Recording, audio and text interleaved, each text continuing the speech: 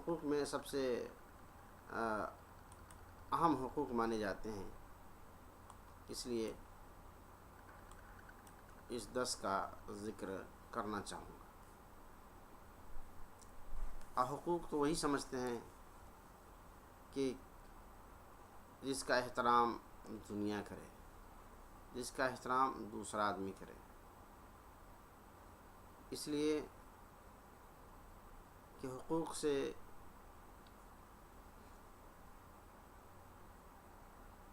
ایک شخص، ایک آدمی، ایک جماعت دوسرے آدمی، دوسرے اشخاص اور دوسری جماعت سے تعلقات کو مضبوط سے مضبوط کر سکتا ہے۔ اس لیے حقوق اللہ تبارک و تعالیٰ نے بنائے۔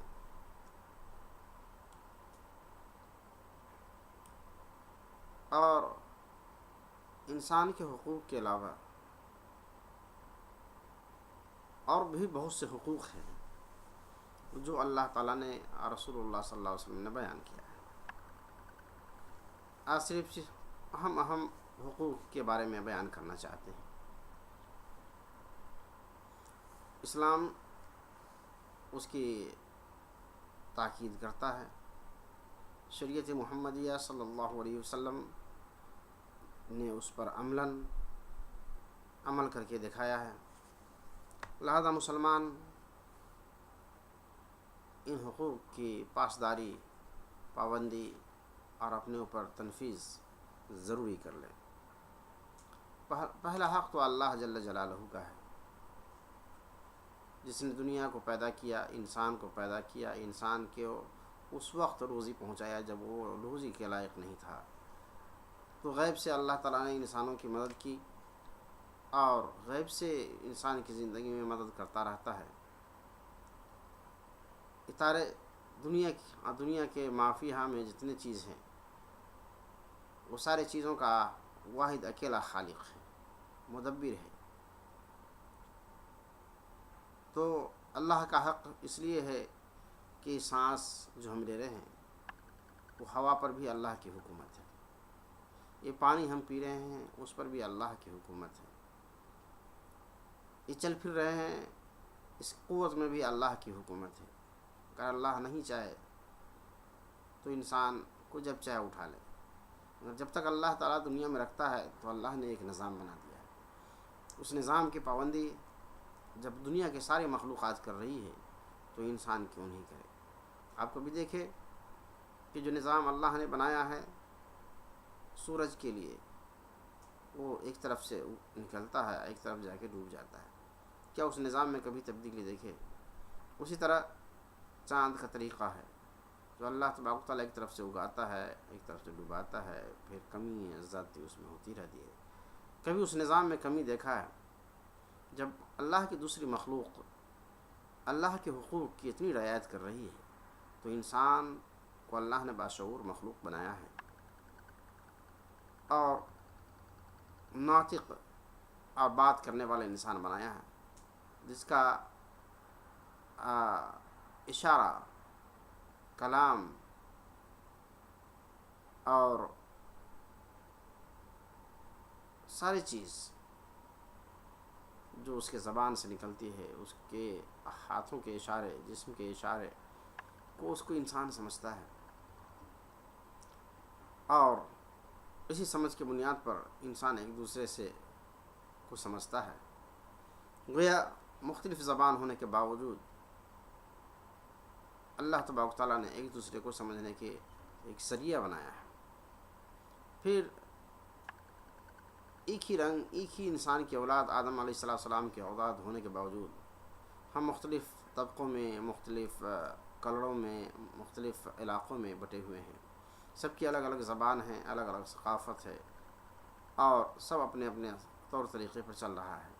یہ ساری چیز اختلاف جو انسان کے عادات، اطوار اور چیزوں میں ہیں اس کو باقی رکھتے ہوئے بھی یہ سمجھ میں آ رہا ہے کہ سارے کام کو کوئی انسان نہیں کر سکتا ہے۔ اگر انسان کرے تو چاہتا ہے آدمی کہ ہماری زبان نافذ ہو جائے۔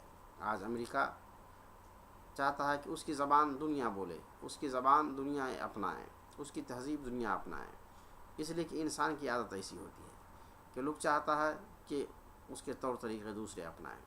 میں اللہ تبارک تعالیٰ نے انسان کو مختلف طور طریقوں میں پیدا کیا ہے، مختلف کلچروں میں بنایا ہے، مختلف تہذیب میں بنایا ہے، مختلف ثقافت میں بنایا ہے۔ یہ ساری چیز جو اللہ جل جلالہ نے دی ہے وہ مختلف انداز میں دیا ہے، انسان کے مختلف کلروں میں بنایا ہے۔ تو یہ ساری چیز انسان تبدیل نہیں کر سکتا ہے، یہ خدا کی دی ہوئی ہے۔ مگر انسان جب قوت و طاقت، پاور و صلاحیت آتی ہے تو ٹرائی کرتا ہے کہ دوسری کی تہذیب پر حملہ کیا جائے، دوسرے کے عادات و تقلید کو چھڑوا کر اس کے نقش قدم پر چلایا جائے۔ یہ ساری چیز آتی رہتی ہے، لیکن ہمیشہ باقی رہنے والی چیز وہی ہے جو زیادہ صالح ہو، زیادہ بہتر ہو۔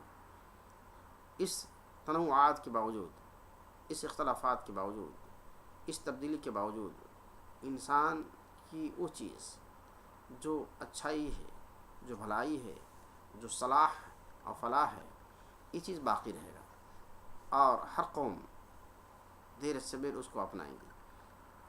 اس میں سب سے پہلی چیز تو اللہ تبارک تعالیٰ کی ذات کا اعتراف کرنا ہے۔ اللہ تعالیٰ ہے، اگر ایک اللہ کو خالق و مالک تصور نہیں کر سکتا تو اس کے لیے ہزاروں لاکھوں کروڑوں ملینز خدا بن جاتے ہیں، اور یہ انسان کے لیے سوٹیبل نہیں ہے کہ ہر انسان خدا بننے کی کوشش کرے، ہر چیز طاقتور چیز خدا بن جائے، ہر عجوبہ چیز خدا بن جائے اور اس کو تصور کر لیا جائے۔ اسی کو مٹانے کے لیے اللہ جل جلالہ نے تعلیم دی کہ اللہ جل جلالہ صرف ایک ہے، اللہ کی ذات سپریم پاور صرف ایک ہے اور باقی سب اس کے تابع ہیں۔ اور اس ضمن میں بہت ساری بات پہلے گزر چکی ہے، تو کوئی حوالہ دینے کی ضرورت نہیں ہے، چونکہ قرآن شریف اللہ کے ذات کے بارے میں قدم قدم پر ہدایت کر رہی ہے، اور اس کے اوصاف، ان اللہ علی کل شیء قدیر، اللہ ہر چیز پر قادر ہے۔ اللہ کے اوصاف میں بیان کیا کہ اللہ تعالیٰ ہی مدبر ہے، رب العالمین ہے، اللہ تعالیٰ مالک ہے، کوئی دوسرا انسان مالک نہیں ہو سکتا۔ یہ سارے ساتھ فطری چیز ہے، اس کے لیے جو کوئی دلائل کی ضرورت ہے، انسان سمجھتا ہے کہ اللہ جل جلالہ کی ذات سے بڑی کوئی ذات نہیں ہے، اور دنیا کے سارے چیز مخلوق ہے، اور خالق اور مالک اگر کوئی ہے تو اللہ کی ذات ہے۔ تو اس حق کو سمجھنا سب سے پہلے ضروری ہے۔ اس کے بعد اللہ تبارک تعالیٰ نے جس طرح دنیا میں آدم علیہ السلام کو بھیجا اور وہاں سے انسانیت کی آغاز کیا، اور آدم علیہ السلام کے اولاد میں جو اچھے لوگ ہوتے تھے ان کو اللہ تعالیٰ نے نبی بناتے رہے، تاکہ ان کے ذریعے سے دوسرے بندوں کی ہدایت ملتی رہے، کیونکہ اللہ کا یہ کام ہے کہ انسان کے اخلاق کی تعمیر، تزکیہ نفس کروائے، اور اس کے لیے انبیاء علیہ السلام کو انہوں نے ہمیشہ بھیجا۔ اور اسلام وہ ایسا جامع مذہب ہے، ایسا یونیورسل تھاٹ رکھتا ہے جو تقریباً تمام مذاہب میں، تمام انبیاء علیہ السلام کی تعلیمات میں شامل رہی ہے۔ کلمہ لا الہ الا اللہ ہر مذہب میں ہر رسول کے تعلیمات کا پہلا لفظ رہا ہے، اور یہی آج اسلام میں ہے۔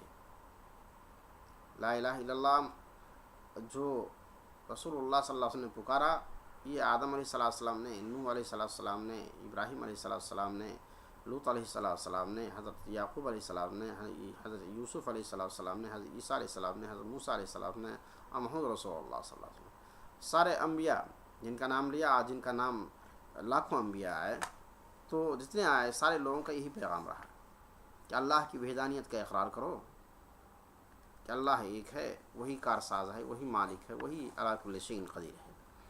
اس کی تعلیم دیتے رہے۔ اس کے بعد اللہ جل جلالہ نے انبیاء علیہ السلام کو بھیجے، ان کے ذریعے سے اللہ تعالیٰ نے نیکیوں کی تعلیم دنیا والوں کو دی، اور ہر دور میں اچھے لوگ رہے، ہر دور میں برے لوگ رہے، ہر دور میں اللہ کے پیروکار بھی رہے، ہر دور میں شیاطین کے پیروکار بھی رہے، لیکن نوح علیہ السلام کی اولاد یا آدم علیہ السلام کی اولاد میں جو سب سے پہلا صالح انسان تھا جس کو ود کہتے ہیں، یہاں سے شیطان نے بت پرستی کا آغاز کروایا، اور اس کے بارے میں تفسیر ابن کثیر اور تمام تفاسیر میں سورہ نوح کی تفسیر کے ذیل میں بیان کر دی گئی ہے۔ تو پہلا حق اللہ جل جلالہ کا ہے، جو تمام حقوق سے زیادہ ضروری اور سب سے بڑا ہے، کیونکہ اللہ تعالیٰ کا حق ہے، اور جو خالق ہے، عظیم ہے، مالک ہے، تمام تر امور کی تدبیر کرنے والا ہے، بادشاہوں کا سب سے بڑا بادشاہ ہے، وہ زندہ ہے، ہر چیز کو قائم رکھنے والا ہے، سب آسمان اور زمین اسی کی بدولت قائم ہیں، اس نے ہر چیز کو پیدا کیا، حکمت بالغہ سے ہر چیز کا اندازہ کیا، اس ذات کا حق جو تجھے عدم سے وجود میں لائے جبکہ تو کوئی قابل ذکر چیز نہیں تھا، اس ذات کا حق جس نے نعمتوں کے ساتھ تیری پرورش کی، تو اپنی ماں کے پیٹ میں 3 قسم کے اندھیروں میں تھا، جہاں مخلوقات میں سے کوئی بھی تجھے غذا نہیں پہنچا سکتا تھا، نہیں ایسی اشیاء پہنچا سکتا تھا جو تیری افزائش اور زندگی قائم رکھنے والی ہوں۔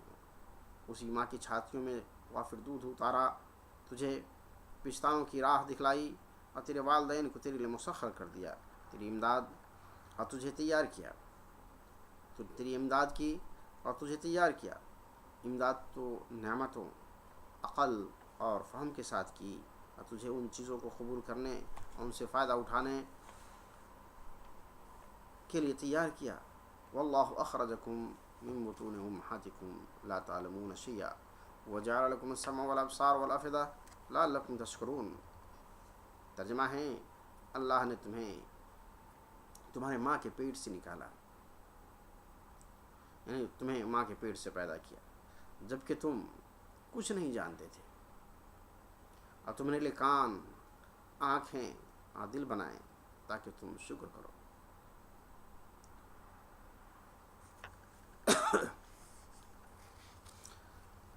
اسی طرح اللہ تعالیٰ جو اتنی انسان کے لیے وقفہ انبیاء علیہ السلام کے ذریعے سے تعلیمات دی، ان نبیوں نے کوئی روزی نہیں طلب کی، کوئی پیسے نہیں مانگے، اور اللہ تعالیٰ جب روزی دیتا ہے وہ بھی انسان سے کچھ نہیں مانگتا ہے سوائے یہ کہ انسان ان سے عبادت کرے۔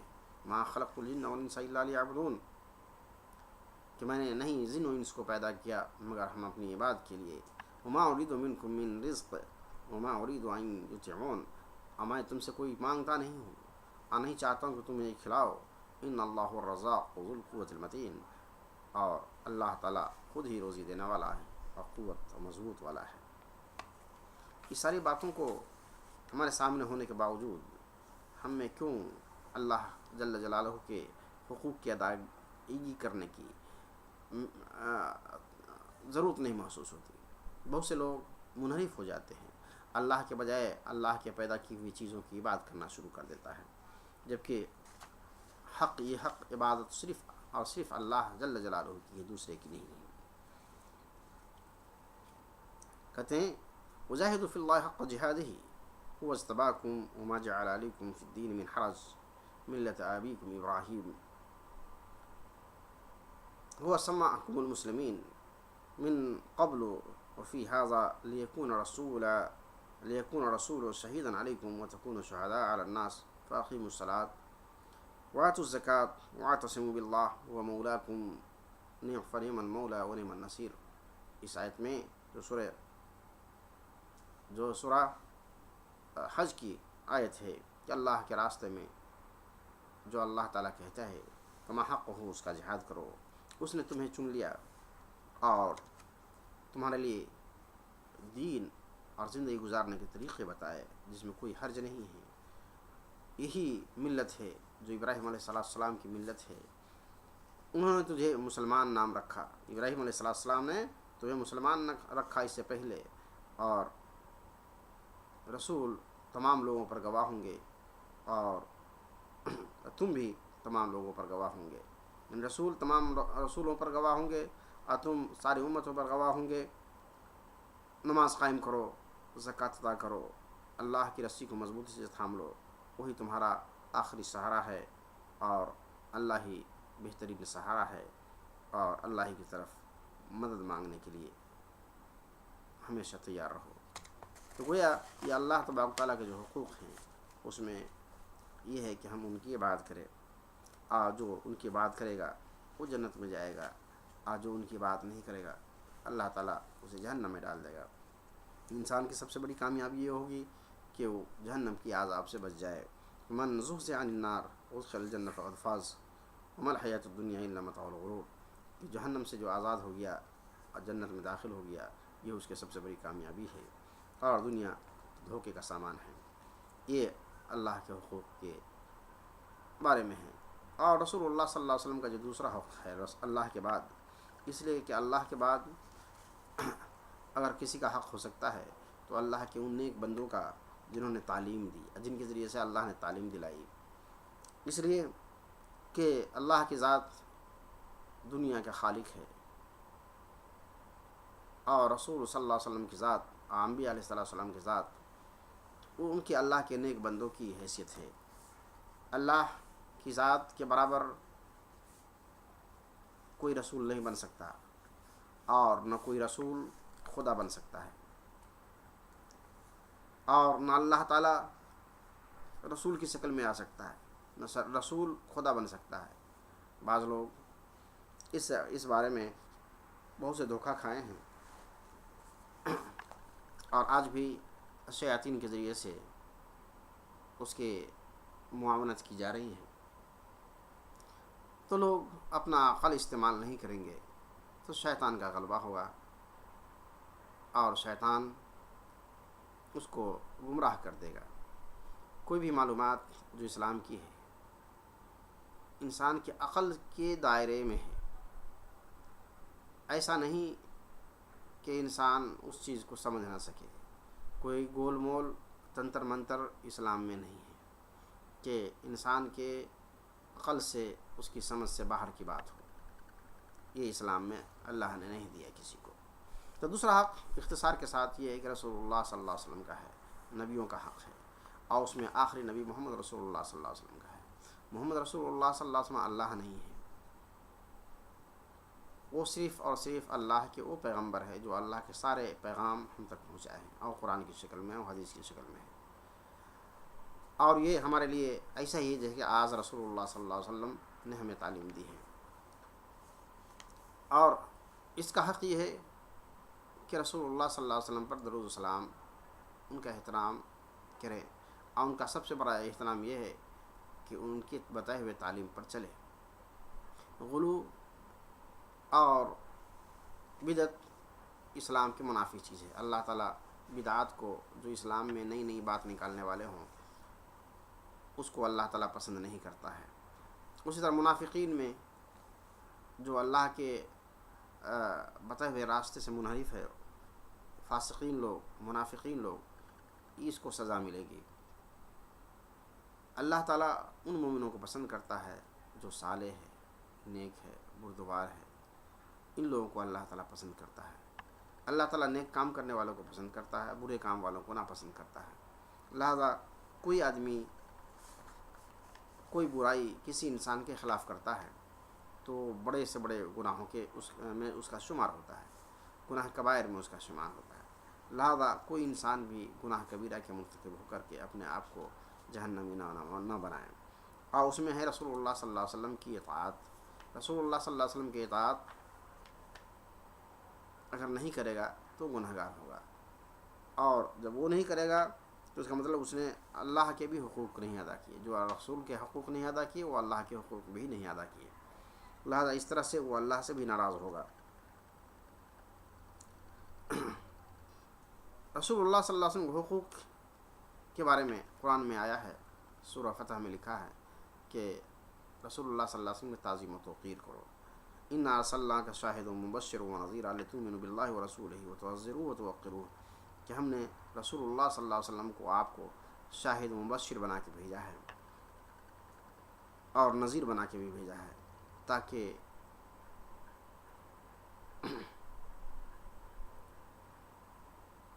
تاکہ لوگ اللہ اس کے رسول پر ایمان لائے اور رسول اللہ صلی اللہ علیہ وسلم کی تعظیم و توقیر کرے. تعظیم و توقیر کرنے کا طریقہ یہ ہے کہ رسول اللہ صلی اللہ علیہ وسلم نے جتنی چیز بات فرمائی ہیں اس پر عمل کیا جائے، ان پر عمل کیا جائے. یہی تعظیم و توقیر ہے رسول اللہ صلی اللہ علیہ وسلم کی. رسول اللہ نے کہا نماز پڑھنے کے لیے تو نماز پڑھنا ہے، روزہ رکھنے کے لیے تو روزہ رکھا ہے. یہ اللہ اور اس کے رسول کی تعظیم و تقریب ہے. جن چیز باتوں سے برائی سے روکا ہے تو وہ برائی سے رک جانا بھی رسول اللہ صلی اللہ علیہ وسلم کی تعظیم ہے. بھلائی کا حکم دیا ہے اس پر عمل کرنا، یہ رسول اللہ صلی اللہ علیہ وسلم کی تعظیم و توقیر ہے.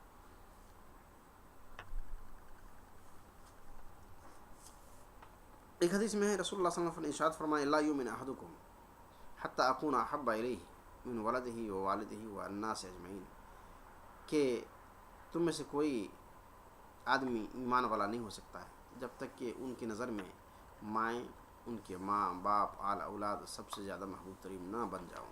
یعنی آل اولاد کی محبت سے بھی زیادہ محبت رسول اللہ صلی اللہ علیہ وسلم سے محبت ہو جائے. اور اس کا خلاصہ یہ ہے کہ نبی کریم صلی اللہ علیہ وسلم کے بتائے ہوئے طریقے پر عمل کیا جائے، یہی ان کی محبت ہے.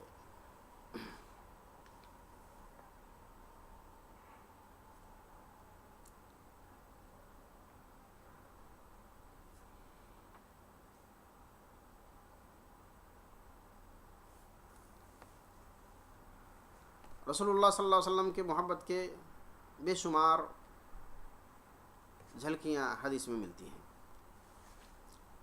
اس جگہ ایک حدیث بیان کرتا ہوں کہ رسول اللہ صلی اللہ علیہ وسلم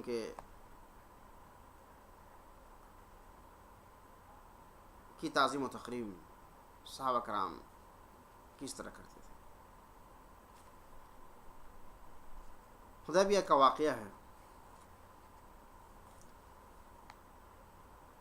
مشرکین نے مسلمانوں کو مکہ میں داخل ہونے سے روک دیا.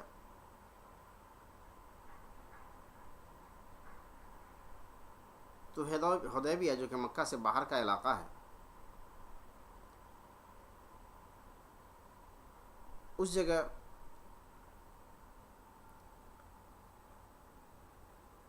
مکہ والے میں عقل مند لوگ آتے رہے اور رسول اللہ صلی اللہ علیہ وسلم ملتے رہے.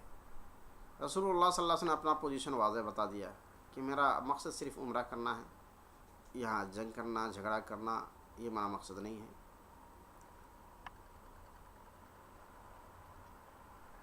تو اس بات پر وہاں سمجھوتا بھی ہو گیا کہ ٹھیک ہے آپ ایسا کریں تو آپ اس سال واپس چلے جائیں اور آئندہ سال آئیں اور یہاں آ کر کے آپ جو ہے عمرہ کریں. آپ کے ساتھ تلواریں نہیں ہوں گی، اگر ہوگی تو نیام میں ہوگی. یہ ساری بات طے ہوئی. اور بھی بہت سے شقہ جو پسندیدہ تھے ناپسندیدہ تھے، یہ سارے مشہور واقعات ہیں. ان میں سے ایک واقعہ عروہ بن مسعود ثقفی کا ہے. یہ رسول اللہ صلی اللہ علیہ وسلم کے پاس ملنے آئے مکہ سے باہر حدیبیہ کے مقام پر. اس وقت رسول اللہ صلی اللہ علیہ وسلم وضو کر رہے تھے تو صحابہ کا ایک ہجوم آپ کے وضو کے پانی کے لیے ٹوٹ پڑے. آپ جب وضو کر رہے تھے تو وضو کا پانی کوئی اٹھاتا، وہ اپنے جسم پر اپنے چہرے پر ملتا. جس کو پانی نہیں ملتا تو اس شخص کے ہاتھ سے اپنا ہاتھ ملا کر کے اس کے پانی کا اثر لیتا، آپ پھر اپنے چہرے پر آپ ناک چھینکتے، منہ سے کلیاں کرتے. اس سارے پانی اور سارے چیزوں کو لوگ زمین پر گرنے نہیں دیتے تھے اور اٹھا کر کے صحابہ کرام اپنے جسموں پر ملتے تھے. یہ عروہ بن مسعود یہ معاملات دیکھ رہے تھے. دیکھ کر واپس جب گئے مکہ تو مکہ والوں سے کہا کہ لوگوں تم جانتے ہو کہ میں بڑے بڑے بادشاہوں کے دربار میں گیا ہوں، کیسر و کسریٰ کے دربار میں بھی میں گیا ہوں، لیکن دنیا میں نے کسی بادشاہوں کا احترام اس طرح سے نہیں دیکھا جتنا لوگ رسول اللہ صلی اللہ علیہ وسلم کا احترام کرتے ہیں میں نے دیکھا ہے. وضو کا ایک قطرہ بھی زمین پر گرنے نہیں پا رہا ہے، لوگ اسے اٹھا کر اپنے جسم پر، اپنے چہرے پر ملتے ہیں. جس کو یہ پانی نصیب نہیں ہوتا ہے تو پانی والا تر ہاتھ سے اپنے ہاتھ کو ملا کر اپنے جسم کو میلتا ہے. اس طرح کے جان فروش قوم رسول اللہ صلی اللہ علیہ وسلم کے ہاتھوں پر ہیں. تم کیا سمجھتے ہو کہ وہ یہ معمولی شخص ہے؟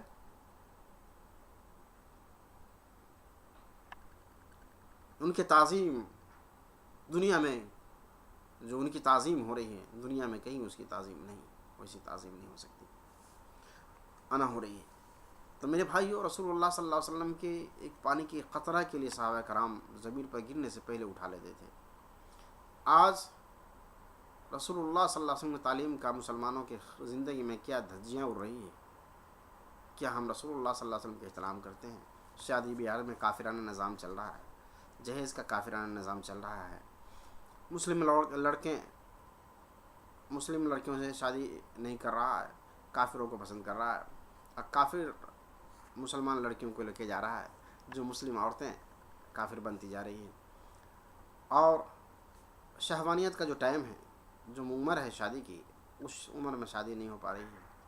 ان لوگوں نے اپنے سے بنائے ہوئے طریقے پر اپنے رسول اللہ صلی اللہ علیہ وسلم کو ناراض کر رہا ہے، اللہ کو ناراض کر رہا ہے.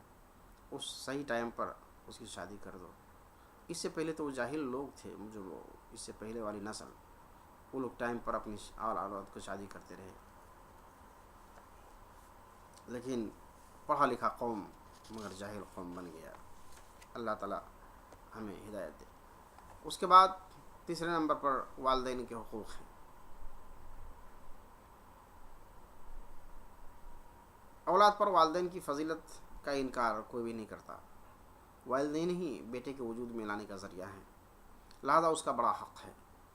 ان دونوں نے اپنے بچپن میں پالا، بچے کے آرام کے لیے تھکتے رہے، اس کی نیند کی خاطر جاگتے رہے.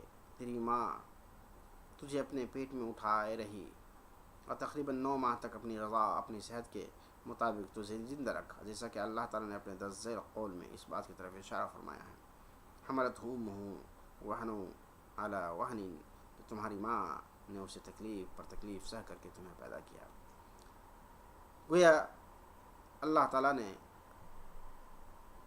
اس مدت میں، اس کے بعد کی مدت میں، یہ بچے کے دودھ پلانے، اس کی آرام و آشائش، ساری چیزوں کے لیے اپنی ساری چیز لٹا دی. جب بچہ روتا ہے تو گویا ماں روتی ہے، جب بچہ میں درد ہوتا ہے تو ماں کو درد ہوتی ہے، بچہ میں تکلیف ہوتا ہے تو ماں کو تکلیف ہو رہی ہے، بچہ جو ہے بیمار پڑ جاتا ہے تو ماں بیمار پڑ جاتی ہے، بچہ کھانا نہیں کھاتا ہے، دودھ نہیں پیتا ہے تو ماں بے چین ہو جاتی ہے. یعنی یہ طرف، یہ لگن، یعنی دو جان اور ایک احساس، دو جان ایک احساس، دو جسم ایک جان ماں اور اولاد کی ہوتی ہے. کاش لڑکے اس حقیقت کو سمجھ سکے.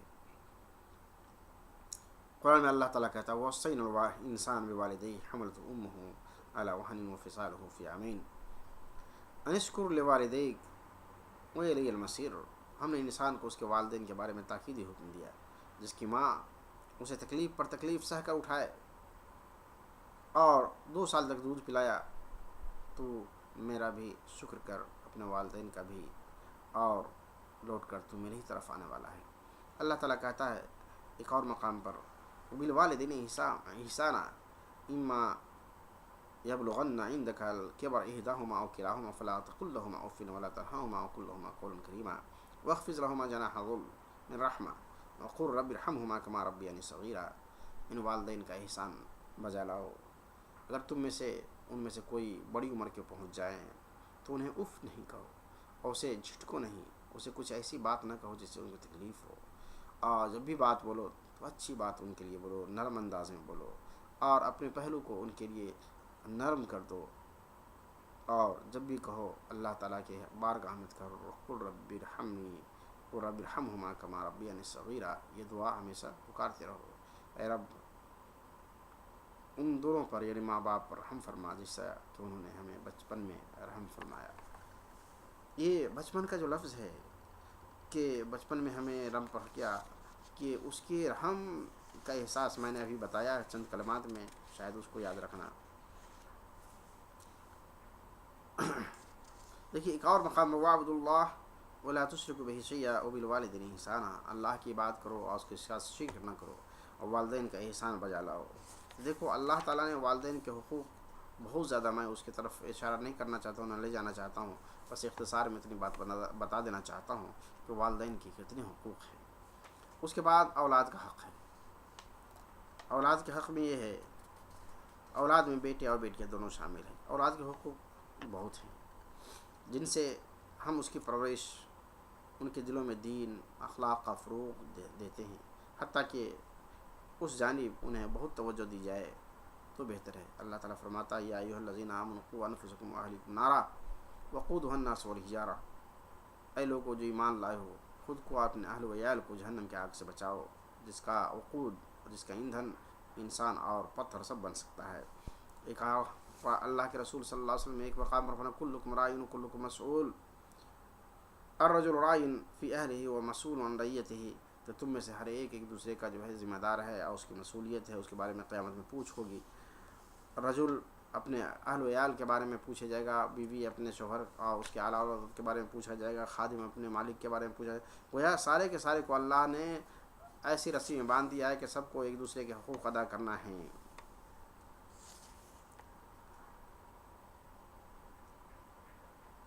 تو گویا اولاد کے حقوق یہ ہے کہ ان کی اچھی تعلیم دیا جائے، اچھی پرورش کیا جائے، بالغ ہو جائے تو اس کی شادی کر دے، اگر نہیں شادی کرتا تو ماں باپ گناہ گار ہوں گے۔ اور آج اس بات پر سب لوگ جو ہے غفلت کر رہے ہیں، نماز کی پابندی تو کرتے ہیں، روزہ تو رکھتے ہیں، پیسے تو کماتے ہیں، لیکن اولاد کی شادی ٹائم پر نہیں کرتے ہیں، جس سے سارے لوگ سارے کے سارے گناہ گار ہوتے ہیں۔ اللہ تعالیٰ نیک لوگوں کو، نیک اعلیٰ اولاد کو جنت میں ایک جگہ جمع کرے گا۔ نیک اعلیٰ اولاد کو ماں باپ کے ساتھ، ماں باپ کو اپنے اولاد کے ساتھ ملائے گا۔ تو والذین آمنوا واتبعتهم ذریتهم بإیمان الحقنا بهم ذریتهم وما التناهم من عملهم من شیء کل امرئ بما کسب رہین، جو لوگ ایمان لائے اور ان کی اولاد بھی ایمان لے آئے، میں نے ان کے پیچھے چلی، یعنی ایمان لانے میں جو والدین ایمان پر تھے، ان کے والدین اولاد بھی ایمان پر ان کا پیچھا کیا، تو اللہ تعالیٰ کہتا ہے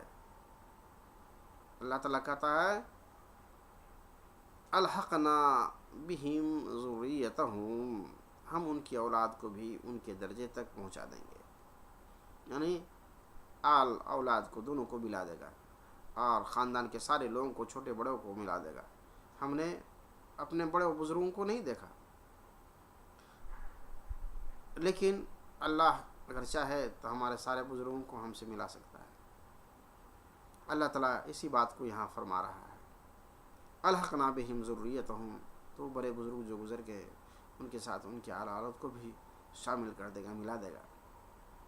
ما لتناہم من شیء، جب اللہ تعالیٰ درجے برابر کرے گا ایک دوسرے کو ایک جگہ ملانے کی، تو ایک دوسرے کے جو ہے درجات کم نہیں کرے گا۔ اب یہی جو اونچے والے ہیں اس کا درجہ کم کر کے نیچے لا دیا جائے، اور جو نیچے درجے والے ہیں اس کو جو ہے اوپر کرے، اللہ کی مشیت ہے۔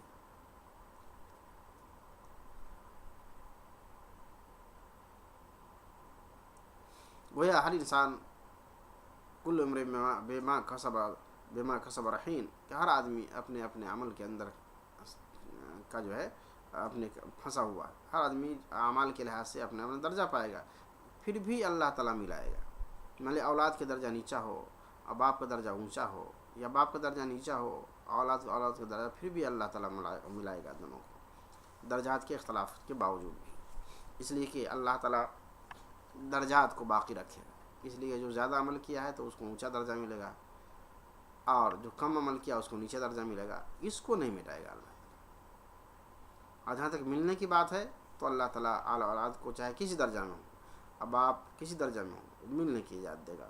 یا ان کو ملائے گا اللہ تعالیٰ. یہ اللہ کا کام ہے, اللہ جانتا ہے.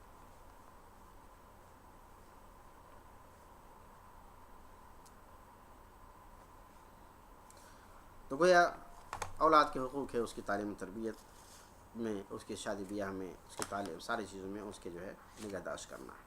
اگر اس سے ہم غفلت کریں گے تو جیسا کر رہے ہیں تو اس سے ہماری جو ہے گناہ بھی ہوگا اور اللہ تعالیٰ راضی نہیں ہوں گے. اور آگے چلتا ہوں. اقارب کے حقوق, جو رشتہ دار ہیں ان لوگوں کے بھی حقوق ہیں اور وہ حقوق بھی ہمیں ادا کرنے ہیں. اور اس کے بارے میں اللہ تعالیٰ وَآتِ ذَی الْقُرْبَى وَآتِ ذَی الْقُرْبَى حَقَّهُ, کہ قرابت دار کو اس کا حق ادا کرو, یہ اللہ تعالیٰ فرماتا ہے. ایک جگہ اللہ تعالیٰ فرماتے ہیں وَاعْبُدُوا اللَّهَ وَلَا تُشْرِكُوا بِهِ شَيْئًا وَبِالْوَالِدَيْنِ إِحْسَانًا وَبِذِي الْقُرْبَى. قربا, ذی القربا, وہ قرابت دار, ان کے بھی حقوق ہیں. اور اس کی تشریح حدیث میں ہم اس کی تشریح کرنے نہیں جا رہے ہیں, بلکہ ہم اختصاراً آپ کو ذکر کر رہے ہیں کہ اللہ تعالیٰ کا جو ہے جو حق ہے ان لوگوں کے لیے جو رشتہ دار ہے وہ حق متعین ہے, وہ کوئی اپنی طرف سے نہیں آیا. من کان یؤمن باللہ والیوم الآخر فلیصل رحمہ, جو اللہ اس کے رسول پر آخرت پر ایمان رکھتا ہے تو اس کو صلہ رحمی کرنا چاہیے. اور صلہ رحمی کے بہت سے فائدے ہیں جو دوسری حدیث میں ہیں, جو یہاں موقع بحث نہیں ہے, ہم صرف آپ کو اشارہ کرنے آئے ہیں کہ ان کے حقوق ہیں. اس کے علاوہ میاں بیوی کا حق ہے, یہ 6 نمبر پر ہے. وہ ہے کہ میاں بیوی شادی کے ذریعے سے ایک دوسرے کے حقوق ایک دوسرے پر واضح ہو جاتا ہے, لیکن اللہ تعالیٰ نے حقوق کی ادائیگی کے ساتھ بھی ایک لیڈرشپ بنایا ہے, جو ہر 2 آدمی میں اللہ تعالیٰ بناتا ہے. یعنی جس طرح 2 آدمی میں ایک لیڈر ہونا ضروری ہے, 2 آدمی میں ایک لیڈر ہونا ضروری ہے, یہ اسلام کا نظام ہے. میاں بیوی میں بھی ایک لیڈر بنایا ہے اور اس میں شوہر کو لیڈرشپ دیا گیا ہے, اور یہ حق اللہ نے دیا ہے, کوئی چھین نہیں سکتا ہے, چاہے جیسے بھی ہو. قرآن میں کہتا ہے اللہ تعالیٰ عاشروہن بالمعروف, کہ بیویوں کے ساتھ اچھی طرح سلوک کرو. اور ایک قرآن میں ہے وَلَهُنَّ مِثْلُ الَّذِي عَلَيْهِنَّ بِالْمَعْرُوفِ وَلِلرِّجَالِ عَلَيْهِنَّ دَرَجَةٌ. عورتوں کا حق مردوں پر ویسا ہی ہے جیسا کہ مردوں کا حق عورتوں پر ہوتا ہے دستور کے مطابق. وَلِلرِّجَالِ عَلَيْهِنَّ دَرَجَةٌ, اور یہ درجہ جو ہے مردوں کے لیے ہے ایک, وہ لیڈرشپ کا ہے, وہ عورت لیڈرشپ نہیں بن سکتی ہے. اور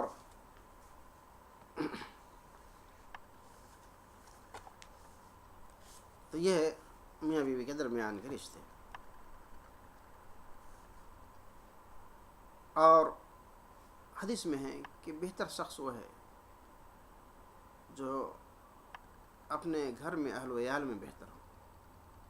کتنے ہوتا ہے اہل و عیال میں بدترین اور باہر اچھا شخص بنا رہتا ہے. تو رسول اللہ صلی اللہ علیہ وسلم فرماتے ہیں نہیں, باہر میں بھی اچھے رہو اور گھر میں تو اور اچھے بن جاؤ. وہ اللہ کو زیادہ پسندیدہ انسان ہے جو اپنے اہل و عیال میں زیادہ پسندیدہ ہو. یہ 7ویں نمبر پر چلتے ہیں, یا اسی کی تشریح یہ ہے کہ بیوی کے خاوند پر حق. اس کے بارے میں ایک میرا ریکارڈنگ ویڈیو ہے جو ترمذی شریف سے ماخوذ ہے, احادیث کی میں نے وہاں پر بیان کی ہے ترمذی شریف سے. اس کے علاوہ بھی اور موقع سے بیانات ہیں, لیکن آج کے جو بیانات میں ہیں بیوی کے خاوند پر حقوق سے متعلق, اس میں ہے وعلی المولود لہ رزقہن وکسوتہن بالمعروف. دستور کے مطابق ان کی خوراک اور پوشاک اس کے ذمہ ہے, جس کا بچہ ہے, یعنی بچے کے باپ یا عورت کے خاوند کے ذمہ پر. نبی کریم صلی اللہ علیہ وسلم فرمایا وَلَهُنَّ عَلَيْكُمْ رِزْقُهُنَّ وَكِسْوَتُهُنَّ بِالْمَعْرُوف, کہ عورتوں کا تمہارے اوپر ان کا روزی, کھانا پینا, اس کے پہننا معروف طریقے سے اس تم پر واجب ہے. یہ جو ہے اللہ تبارک تعالیٰ نے اور رسول اللہ صلی اللہ علیہ وسلم نے کافی تاکید فرمائی اس سلسلے میں. اس طرح بیوی کا خاوند پر بھی ہے. اور وَلَهُنَّ مِثْلُ الَّذِي عَلَيْهِنَّ بِالْمَعْرُوفِ وَلِلرِّجَالِ عَلَيْهِنَّ دَرَجَةٌ، اس کی تشریح اوپر گزری.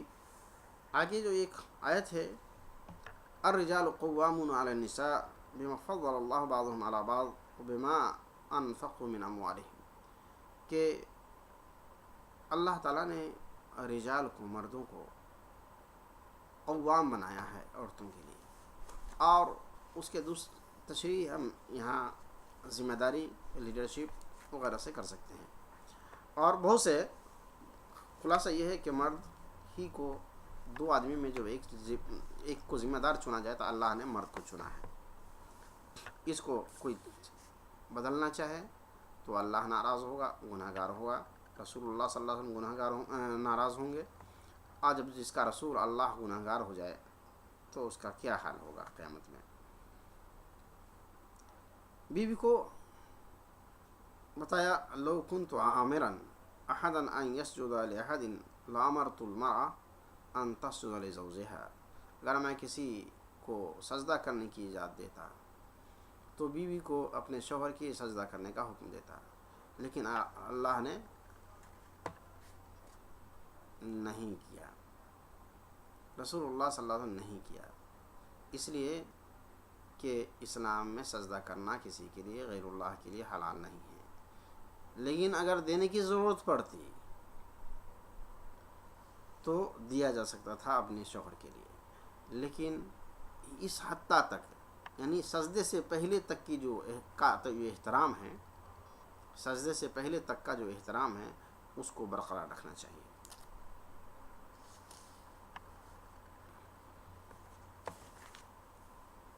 اب 7واں حقوق جو ہے حکمرانوں کا ہے، بادشاہوں کا ہے. اور یہ حقوق سب سے اہم ہے کہ حکومت کے خلاف بغاوت نہیں کیا جائے، اس کے نیک اور اچھے پروگرام میں ساتھ دیا جائے، ان کے جتنے پلاننگ ہیں اس کو جو ہے اگر جب عوام کی ضرورت پڑے تعاون کرنے کی تو اس میں بھی رہیں. آج عوام پر حکومت خرچہ کرنے کی بات آئے تو اس میں بھی کمی نہ کرے، کیونکہ حکومت تو عوام کے مفاد کے لیے ہے. جو حکومت عوام کے مفاد اور عوام کے فلاح و بہبود کا کام چھوڑ دے تو اس حکومت کو حکومت نہیں کہیں گے. یعنی اس کی تشریح یوں کہوں کہ جس قوم میں، جس ملک میں عوام محفوظ نہ ہو، جس ملک میں عوام بھوکا رہتا ہو، جس ملک میں عوام کے پاس اپنے گھر اور رہائش نہ ہو، تو ایسے حکمرانوں کو حکمران نہیں کہنا چاہیے. یہ حکمرانوں کے سب سے باہر ہے. آج جب اس کو حکمران نہیں مانیں گے تو اس کی رعایت کہاں کریں گے. لہذا حکمران وہ ہے جو کسی قوم میں مکمل امن و امان بحال کرے. حکمران وہ ہے کہ کوئی آدمی بے گھر نہ ہو. حکمران وہ ہے کہ اس کی رعایت میں سے کوئی بھوکا نہ ہو. اگر یہ چند چیزوں کی ذمہ داری حکومت نہیں کر سکتی ہے تو وہ حکومت نہیں ہے. وہ اس کو حکومت کی جو ہے فیسلٹی نہیں دی جا سکتی ہے. پھر بھی حکومت کے خلاف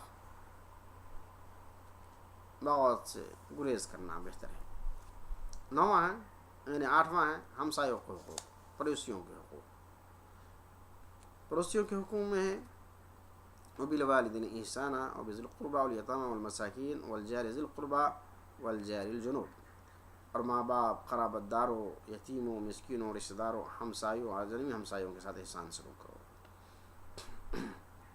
والجار ذی القربى والجار الجنوب، یہاں ہے کہ جو ہے وہ ہمسایہ جو رشتہ دار بھی ہو، وہ ہمسایہ جو رشتہ دار نہیں ہے، دونوں کے حقوق ادا کرنا ہے. رشتہ دار نہیں ہے تو اس کا مراد کافر بھی ہمسایہ ہو سکتا ہے، اس کا بھی ہمیں حقوق ادا کرنا ہے. جو مسلم نہیں ہے ہمارا پڑوسی ہے تو ہمارے اوپر اس کا حق ہے، ہم اس کے بال بچے کی حفاظت کرنا ہمارے اوپر ہے۔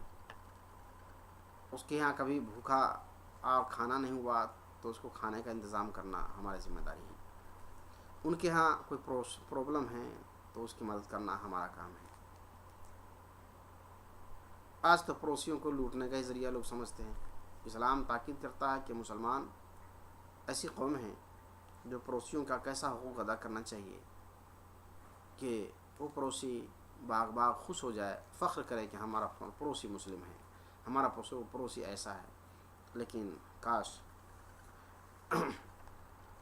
ایک حدیث میں ہے، رسول اللہ صلی اللہ علیہ وسلم فرمایا ما زال جبرائیل یوصینی بالجار حتی ظننت انہ سیورثہ، کہ جبرائیل علیہ السلام کافی مجھے تاکید کرتے رہے پڑوسیوں کے حقوق کے بارے میں، یہاں تک کہ میں نے سمجھا کہ ان کو ہمارے اموال میں حصے دار قرار دیں گے۔ نواں جو ہے عام مسلمانوں کے حقوق ہے۔ رسول اللہ صلی اللہ علیہ وسلم فرمایا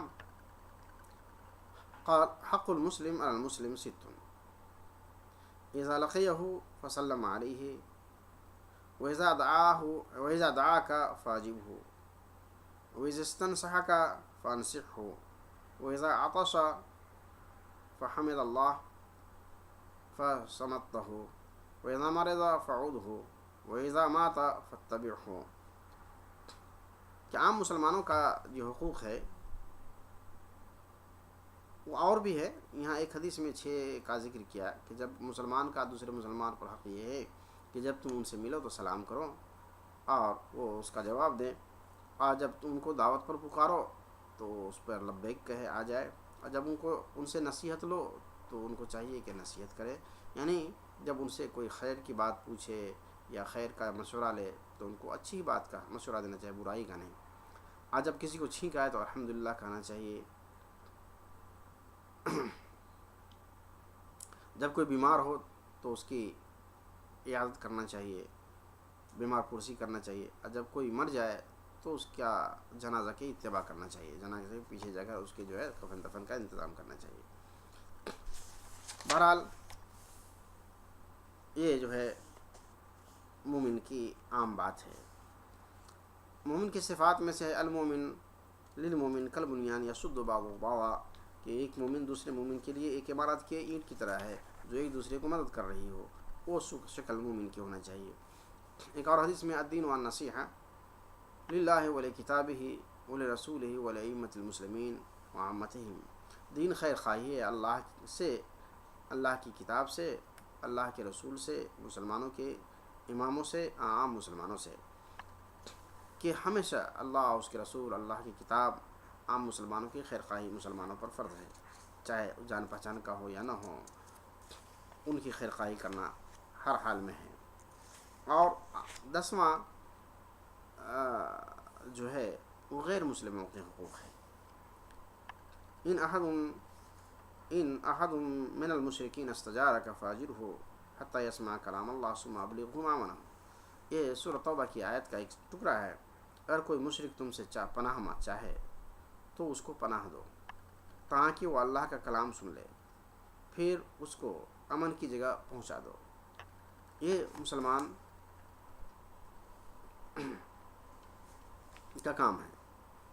اگر کوئی معاہدین، یہ مشرک ہے جس سے معاہدہ ہے، معاہدین کا ہم پر یہ حق ہے کہ ہم ان کا عہد اس مدت تک پورا کریں جو ہمارے اور ان کے درمیان اتفاق سے طے ہوا ہے، جب تک وہ اس پر قائم رہیں، اس میں سے کوئی کمی نہ کرے اور نہ ہمارے خلاف کسی کی مدد کرے اور نہ ہی ہمارے دین میں کوئی تنازع نہیں کرے، کیونکہ اللہ تعالیٰ نے فرمایا ہے الا الذین عاہدتم من المشرکین استجارک، ان الذین عاہدتم من المشرکین ثم لم ينقصوکم شیئا ولم یظاہروا علیکم احدا فاتموا الیہم عہدہم الی مدتہم ان اللہ یحب المتقین۔ مگر جب جن مشرکین سے تم نے عہد معاہدہ کر لیا ہے اور وہ عہد معاہدہ توڑ نہیں رہے ہیں تو تم بھی مت توڑو، وہ تمہارے دشمنوں کی مدد نہیں کرتے ہیں تو تم بھی اس کے عہد معاہدہ کی مت توڑو اور اس کے ساتھ قائم رہو۔ اور ان کا جو عہد کا ہے اس کا پورا اس کی مدت پوری کرو. ان اللہ یحب المتقین، اللہ تعالیٰ متقی لوگوں کو پسند کرتا ہے. اس لیے کہ عہد کرنا، وعدہ کرنا، اس کو توڑنا مسلمانوں کا شیوا نہیں ہے.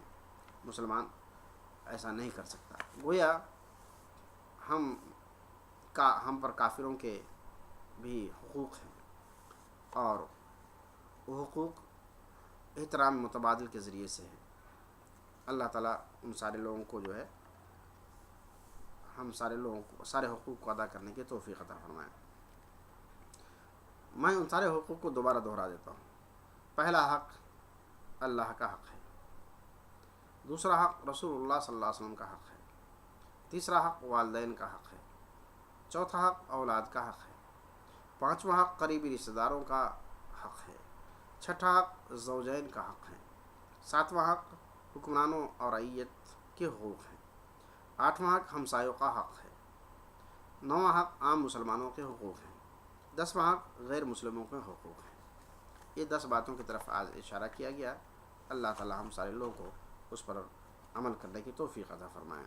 سبحان ربک رب العزت عما یصفون وسلام علی المرسلین والحمد للہ رب العالمین.